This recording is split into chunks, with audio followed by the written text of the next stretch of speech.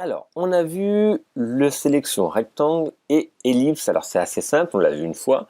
On le réutilisera, vous le réutiliserez, c'est pas le plus compliqué. Maintenant, on va ouvrir le luminaire. Fichier, ouvrir, et on va ouvrir luminaire.jpg.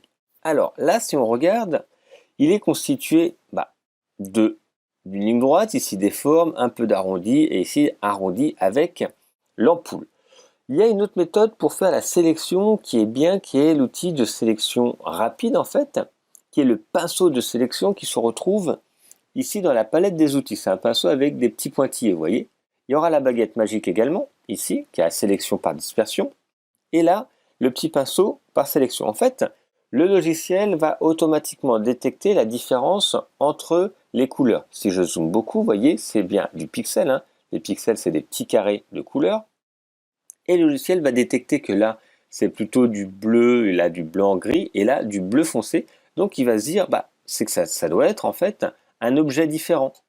Et il va détecter ça. Ça marche bien quand il y a un fort contraste entre l'objet que l'on veut détourer et le fond. Ça ne marche pas tout le temps. Si c'est une personne qui est dans une forêt avec plein de feuilles, etc., c'est plus compliqué. Vous voyez, quand tout est un peu mélangé au niveau des teintes de couleurs. Là, il y a un fort contraste entre l'objet et le fond, donc c'est parfaitement adapté. On va prendre cet outil de pinceau sélection. On retrouve toujours ici les options.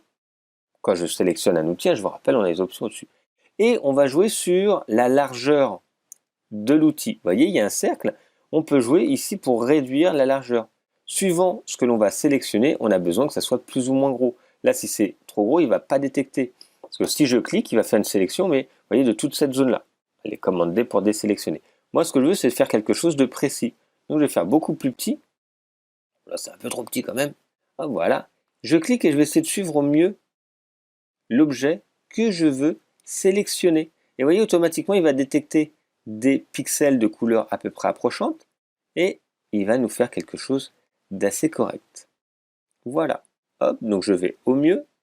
Si je déborde et que je veux supprimer, parce que là, si on regarde, je clique et au fur et à mesure de recliquer, là, je vais recliquer un peu plus loin pour faire une erreur exprès. Là, j'ai des pixels non désirés. On voit que le mode par défaut, parce que je suis avec l'outil, est en mode ajouter. Donc à chaque fois que je clique, ça ajoute en plus ma première sélection à la deuxième, etc. Mais je peux également soustraire. Par exemple, là, c'est des sélections que je ne veux pas. Si je clique de nouveau, ça additionne, ça ajoute, parce que j'ai ajouté. Mais si je clique sur soustraire, à ce moment-là, si je clique sur cette zone-là, ça va la soustraire. Ça vous permet de rattraper des petites erreurs que vous avez pu faire. Et on va pouvoir zoomer ici. Alors, l'image n'est pas la meilleure qualité, mais c'est bien aussi parce que souvent, vous n'avez pas forcément les images très très haute définition. Et ça nous permet comme ça d'ajuster au mieux notre sélection. On fait un petit tour en zoomant pour voir si c'est correct et je vais vous montrer surtout pour l'améliorer. Voilà, donc j'ai pris l'outil de pinceau de sélection et je peux soit ajouter ou soustraire, jouer sur la largeur et pouvoir comme ça sélectionner exactement l'objet que je veux comme si je le découpais, mais là c'est une forme plus complexe qu'un carré ou un cercle. À vous de le faire, ouvrez le document et essayez de commencer à faire ça. On va passer à la suite.